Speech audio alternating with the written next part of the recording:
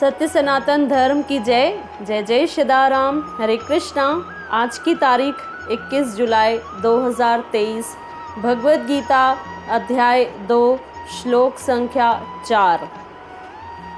अर्जुन उवाच कथं भीष्महं संख्ये द्रोणं च मधुसूदन इषुभिः प्रतियोत्स्यामि पूजारो हरिसूदन। अर्जुन ने कहा, हे शत्रुहंता, हे मधुसूदन, मैं युद्ध भूमि में किस तरह भीष्म तथा द्रोण जैसे पूजनीय व्यक्तियों पर उलटकर बाण चलाऊंगा।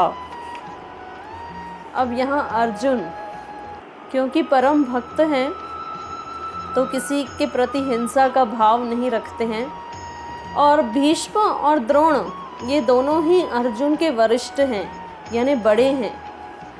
तो आप देखिए पहले का कल्चर कितना स्ट्रॉन्ग हुआ करता था। पहले के जो बच्चे थे वो अपने बड़ों के साथ कैसा बिहेवियर करते थे, कैसा उनका बिहेवियर था, ये अर्जुन के चरित्र से पता चल रहा है। तो अर्जुन यहाँ जो वरिष्ठ हैं वे अधर्म के मार्ग पर चल उठे हैं, लेकिन तभी भी अर्जुन उन्हें नुकसान नहीं पहुंचाना चाहता। और आज कलयुग में हम देख रहे हैं कि बड़ों के बोलने की कुछ देरी है और बच्चे ऐसा पलट के जवाब देते हैं कि वरिष्ठ चुप हो जाते हैं। तो आज ये जो रिलेशन है बड़ों और बच्चों का, ये उतना हेल्दी नहीं है, और पहले ये रिलेशनशिप बड़े स्ट्रॉन्ग हुआ करते थे। तो यहाँ अर्जुन एक टीनेजर है, मतलब उनसे छोटा है, भीष्म पितामह से, द्रोणाचार्य से छोटा है, लेकिन फिर भी वो जानता है कि ये गलत कर रहे हैं। भीष्म पितामह दुर्योधन का साइड दे के गलत कर रहे हैं, हालांकि वो अपने वचन से बद्ध हैं, लेकिन फिर भी अर्जुन कह रहा है कि मैं अपने बड़ों पर उलट कर वार कैसे कर सकता हूँ मधुसूदन। तो यहाँ ये जो कल्चर है आज कलयुग में 90% ख़त्म हो गया है। आज के बच्चे, क्योंकि मोबाइल का ज़माना है, आज हम देखते हैं चाहे बड़े हों चाहे बच्चे हों, सबके हाथ में मोबाइल है। परिवार के लोग आपस में व्हाट्सएप पे बात कर सकते हैं, लेकिन आमने सामने बिठाओ तो सिर्फ बहस करेंगे।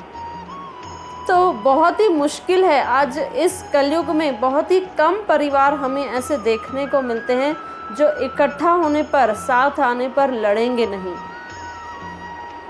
लेकिन पहले के कल्चर बहुत स्ट्रॉन्ग थे, अब किसी के अंदर वो सहन शक्ति ही नहीं है। कल भगवान ने कहा हृदय दौर्बल्यम। ये क्यों हो रहा है? हमारा हृदय दुर्बल हो गया है, हमारी सहन शक्ति बिल्कुल ख़त्म हो गई है। तो चाहे बड़े हों चाहे बच्चे हों, दोनों के वही हाल हैं, दोनों ही झुकना नहीं चाहते। आज अगर मान लो कोई वरिष्ठ किसी मिसअंडरस्टैंडिंग से या कुछ भी, कभी मिसअंडरस्टैंडिंग हो जाती है छोटों और बड़ों में, तो बड़ों को नहीं पता चलता है कि इसकी कोई गलती नहीं है। फिर भी अगर बड़े डांट भी दे तो छोटों को ये समझना चाहिए कि ये बड़े हैं। पहले जब बच्चों को डांट पड़ती थी ना, तो वो अपने माता पिता के पास जाते थे कि मम्मी पापा इसने मुझे डांटा, मेरे चाचा ने, मेरे मामा ने, जो भी हैं, मेरे दादा ने, मेरे नानू ने मुझे डांटा। तो माता पिता कहते हैं बताओ तो कहाँ लगा आपको, कहाँ लगा? उन्होंने जो डांटा आपके शरीर में तो कहीं लगा क्या? तो बच्चा उत्तर देता था नहीं।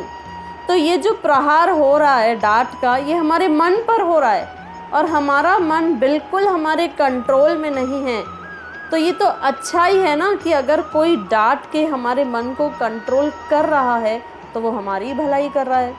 तो छोटों को ये सोच के थोड़ा सा चुप हो जाना चाहिए, लेकिन बड़ों को भी थोड़ा सा ये समझना चाहिए कि आजकल के बच्चों की थिंकिंग अलग है, तो थोड़ा सा उन्हें भी एडजस्ट करना चाहिए। तो जब हम दोनों, जब छोटे और बड़े, जब दोनों एडजस्ट करके चलेंगे, तभी तो एक अच्छी सोसाइटी का डेवलपमेंट होगा ना, तभी तो एक अच्छे समाज का निर्माण होगा, जहाँ छोटे बड़ों को समझते हैं और बड़े छोटों को समझते हैं। और क्योंकि आज ये कल्चर धीरे धीरे ख़त्म होते जा रहे हैं, ना बड़े झुकना चाहते हैं ना छोटे। तो पहले आप देखेंगे कि पहले बाथरूम्स डिटैच रहते थे, फैमिलीज़ अटैच रहते थे। अब उल्टा हो गया, अब बाथरूम अटैच है, फैमिलीज़ डिटैच हैं। तो ठीक है, समय अनुसार परिवर्तन ज़रूरी है, हम समझते हैं, लेकिन अगर हम एक छत के नीचे नहीं रह रहे हैं तभी भी हमारी बॉन्डिंग तो स्ट्रॉन्ग होनी चाहिए। और बॉन्डिंग हमारी कब स्ट्रॉन्ग होगी? जब हम एक दूसरे की गलतियों को बोलेंगे इट्स ओके। क्यों? क्योंकि कोई भी इंसान अपने जीवन में परफेक्ट नहीं हो सकता। आज हम हर रिश्ते में परफेक्शन ढूंढते तभी तो हम हार रहे हैं ना। भगवान के सिवा कोई भी इंसान परफेक्ट नहीं है। केवल एक भगवान है जो परफेक्ट हैं, जो पूर्ण हैं। बाकी जितने भी हम जीव हैं, हम सब इम्परफेक्ट हैं। हमारे में कुछ अच्छाइयाँ भी हैं, कुछ बुराइयाँ भी हैं। पति पत्नी के रिश्ते में भी हम ये देखते हैं कि पत्नी कहती है ये बुराई है, ये है, ऐसा है, जैसा भी है। पति कहता है पत्नी के अंदर ये बुराई है, मैं समझाता हूँ। एक दूसरे की अंडरस्टैंडिंग बहुत इम्पॉर्टेंट है। तो ये कब हो पाएगा? जब हम किसी के इम्परफेक्शंस को इट्स ओके कहना चालू करेंगे। ये समझेंगे कि आखिर ये है तो व्यक्ति, है तो इंसान, तो गलतियाँ तो इंसान से ही होती है ना, ये कहते हैं ना। तो थोड़ा सा नज़रअंदाज भी करना चाहिए। और कई लोग ना बहुत रिजिड हो जाते हैं, स्टबर्न हो जाते हैं, इसने ऐसा क्यों किया, एक्सप्लेनेशन। तो जब तक हम एक्सप्लेनेशन मांगते रहेंगे और देते रहेंगे, दोनों ही सही नहीं है। ना एक्सप्लेनेशन मांगो ना एक्सप्लेनेशन दो, जस्ट मूव ऑन, आगे बढ़ जाओ। जो हुआ उसको अपना पास्ट समझ के भूल के आगे बढ़ो तो वो रिश्ता भी आगे बढ़ेगा। लेकिन जितना उस एक्सप्लेनेशन को लेके बैठेंगे तो रिश्ते वहीं अटक जाएंगे, आगे नहीं बढ़ेंगे। उसके बाद प्रश्न अक्सर ये भी आता है कि हम झुकना तो चाहते हैं, लेकिन हमारा ईगो, फॉल्स ईगो, हमारा अहंकार हमें झुकने नहीं देता। तो इस माइंड को, इस ब्रेन को भी ट्रेन किया जा सकता है। कैसे?